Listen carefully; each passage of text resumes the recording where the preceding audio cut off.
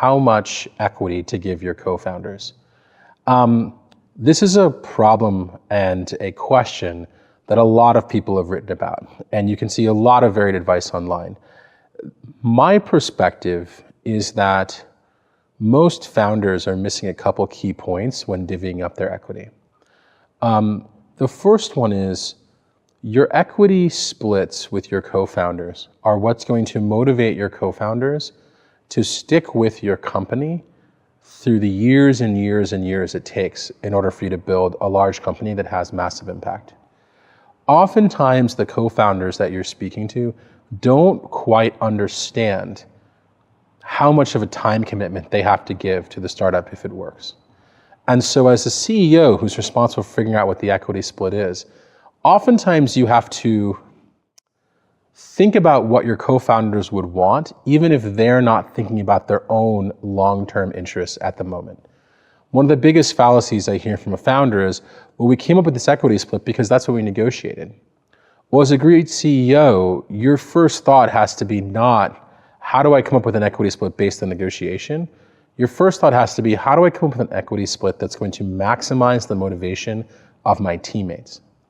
And if you're concerned about giving equity to teammates, that's not without reason. There are lots of startup teams that break up. There are lots of founders that leave. But your primary mechanism of safety when it comes to giving equity is vesting and a cliff. So typically when you give equity to anyone in your company, but including the founders, you have what's called 4-year vesting. That means that you have to work at the company for 4 years to actually get that equity stake. Typically also you have what's called a 1-year cliff. That means if you leave or are fired from the company within the first year, you get nothing. So as a CEO that's trying to make sure you have a maximally motivated team, this is your hedge. Vesting with the cliff, 4-year vesting with a 1-year cliff is your hedge. This is your get out of jail free card. If you made a decision that was incorrect about choosing your co-founders, as long as you correct it within 1 year, there's no long-term harm to the company. On the flip side, because you have that hedge, it probably benefits you more often than not to be more generous with the equity that you give your co-founders, not less. Understanding that that equity is going to create long-term motivation to stick with your startup, especially during the times when your startup's not working well. And almost every startup has times where things are not going well. And so really what you have to think for as a CEO is, I don't want to create a situation where I have to motivate my co-founders every day.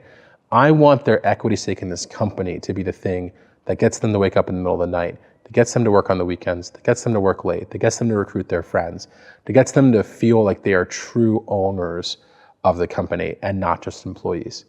I think that I don't want to prescribe exactly what equity split creates that phenomenon, but if you hit it, it's far more valuable. Your company becomes far more valuable because your co-founders are all motivated. You know, in the past, I've said that most companies should have equal equity splits.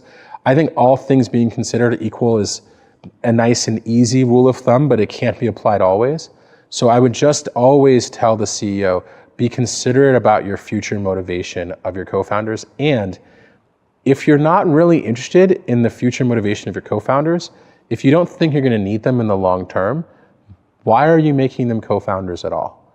You should really reconsider who's on your team if you don't think they're worth a generous equity grant. Thank you very much for your time.